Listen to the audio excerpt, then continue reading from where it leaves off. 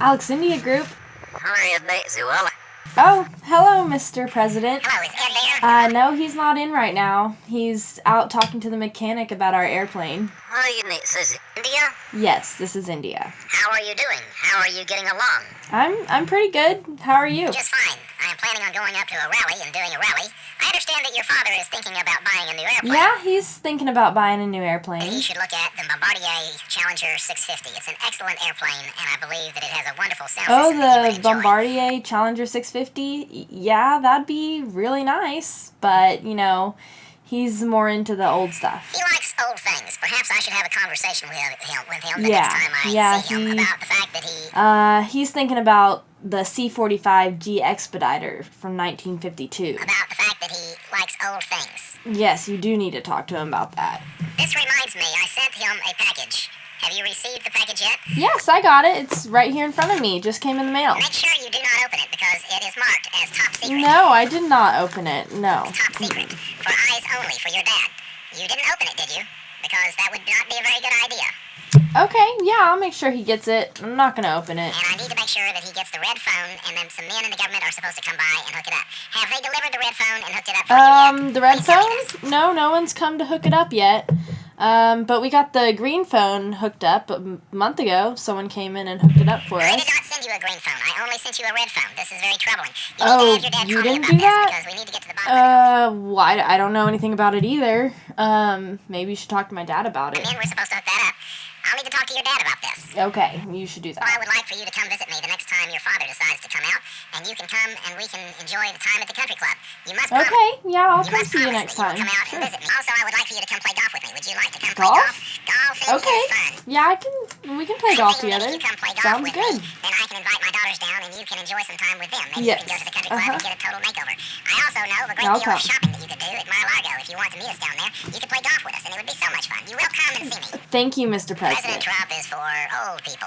You call me Uncle Don. Can you call me All Uncle right, Don, well India? then I'll talk to you later, Uncle Don. Goodbye now. We'll see you Okay, later, okay? bye.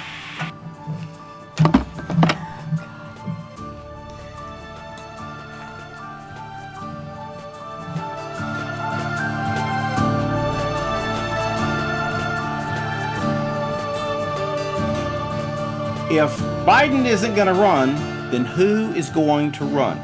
That's the question. But you see, stop asking that question. I realized the other day, stop asking who the DNC is going to run, because the DNC knows, they know that they can't beat Donald Trump.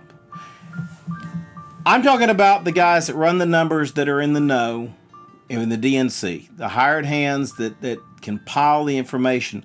They know the numbers say they can't beat Donald Trump any more than the Democrats knew that in the second term of Ronald Reagan, they'd be able to beat Ronald Reagan.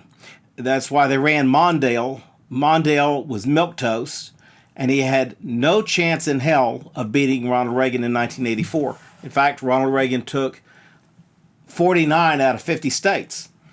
The DNC knew they were not going to beat him. And just like now, they know they're not going to beat Donald Trump. Now, so who's going to run? It doesn't matter who's going to run, and that's why the DNC knows it doesn't really matter. But somebody will run for the DNC. Don't worry about that. Basically, what will happen is that Biden will consolidate, and some point, like I said last time, he's going to step aside and say that he can't run because of this reason or that reason, or he's too old to cut the mustard, or whatever. I mean, that's what everybody likes to say, that he's losing his marbles. Maybe he'll come out and announce that he's got some kind of early stage dementia or Alzheimer's, and for the betterment of the country, I've decided to step aside. But before I lose all of my marbles, I want to encourage you to vote for this candidate. Well, who is this candidate? Right now, the DNC doesn't know. I mean, they've got a variable pick. What they're waiting on is for the numbers to dwindle down, and it'll be between 2 or 3 different candidates, 2 or 3 of the top candidates below Biden. Now, don't count Bernie. Bernie is not going to be the DNC pick. Our buddy Bernie will be in the race to the very end. He's like an old uncle that is muttering to himself in the corner of the room that you feel sorry for. I feel sorry for Bernie, but he's going to stay in the race. He's their communist wing. He's holding down the total out-and-out communist side of the Democratic Party, even though the whole thing's listing to the communist side anyway. Bernie will stay in, but put Bernie aside for a second, because Bernie is not what I'm talking about. It'll either be Elizabeth Warren, or it's going to be, I don't think it would be Beto, because I got my own theory on Beto, or it's going to be Booker, or it's going to be one of the top candidates. Kamala Harris is coming up there. I think she's number 3 or number 4. Whoever it'll be one of them, and Joe will step aside. Maybe they'll take 2 of the top ones and make them vice president and vice president. But it doesn't matter, because they know that whoever they pick, even if they ran Joe, he's not going to beat Donald Trump. And I'm not saying that because I'm a Trump guy.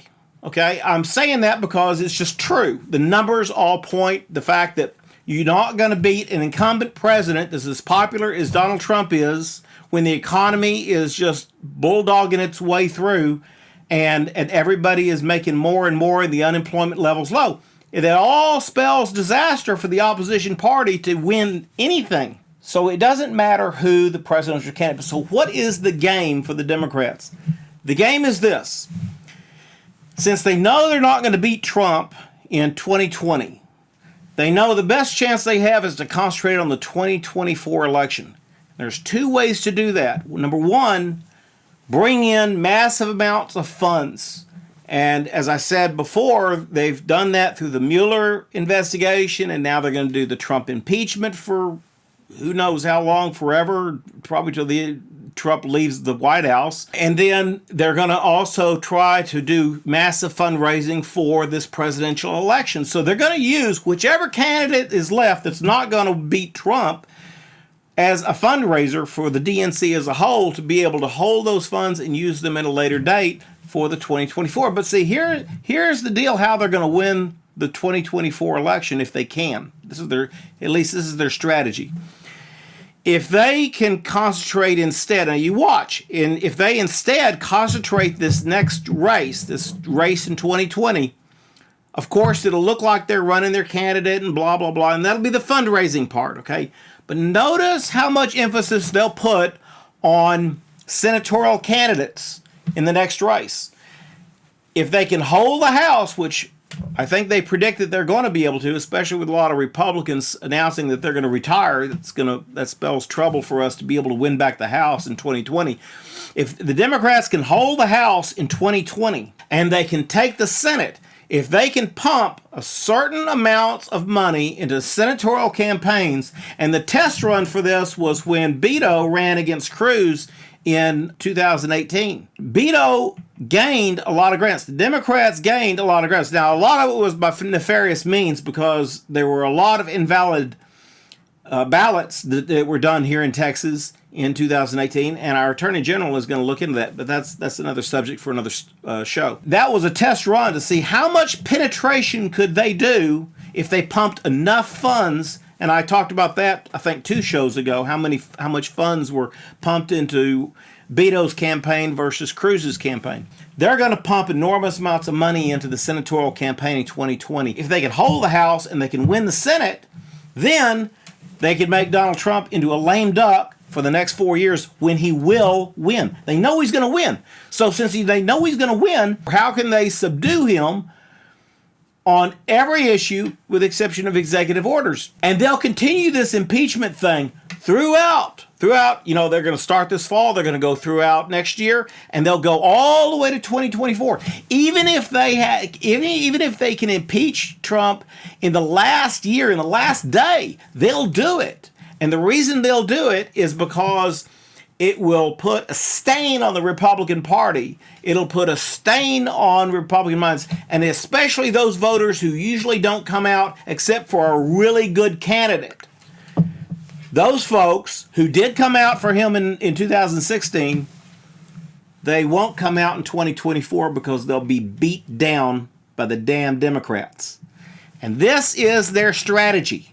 Their strategy, in a nutshell, is to consolidate funding, gain the Senate, pursue Donald Trump on impeachment, even though all of it's BS on the impeachment charges. There's not a shred of legal evidence proving that Donald Trump has done wrong.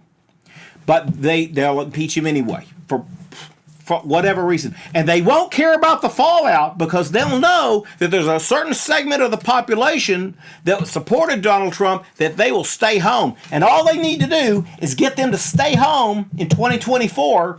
They can pump enough immigrants, illegal immigrants into this country. They can twist the vote and cheat and come up with extra votes, and they can win the 2024 election. You watch and see. This is exactly what the Democrat plan is. So you see, that's what I think is going to happen, and I think that's what the master plan is of the DNC. That's why this presidential, all the debates and the talking points and the candidates are all a joke, and that's why all of us are left scratching our heads, laughing, thinking, oh, this is ridiculous. The Democrats, all they've got is nothing, because they know that all they've got is nothing. They're going to use the presidency, the presidential run on the DNC side, as just simply a distraction to get us to look another way, and then they can consolidate their DNC funds, and then they can go after Trump when they get the Senate, and they can keep him from not only doing anything in the next 4 years, except by executive order, of which they'll be watching him like a hawk there. You know, Obama was doing executive order after executive order, and the Senate and the House wouldn't do a damn thing, because anything they did was said to be racist. Anything you said about Obama was racist. We're going to have to do a show on the term racist at some point. But the thing is that what they're going to do is they're going to pursue him to the end of the earth on impeachment, and maybe they'll be successful at getting it. Now, I mean, they'll control both houses, so they could impeach him for wearing the wrong tie. But what they also know they have to stay within certain bounds of what's acceptable to the population, or there'll be a backlash. But they'll try to spin it the best way they can to get him out of the office, to make their way clear for 2020. The same thing happened in 1974 when they got Richard Nixon to finally resign in the summer of 74. The Democrats knew that they could run just about any idiot that they wanted. That's why they ran Carter. Because Ford, first off, was halfway a lackey for a lot of the establishment, and everybody knew it.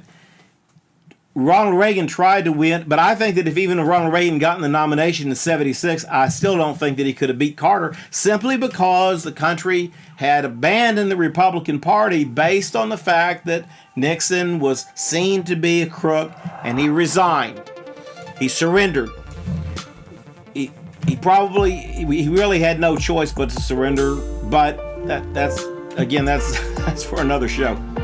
Anyway, we'll see if my prediction comes true. You watch and see. Until then, this is BarbWire Strategy. We'll see you next time. Bye-bye.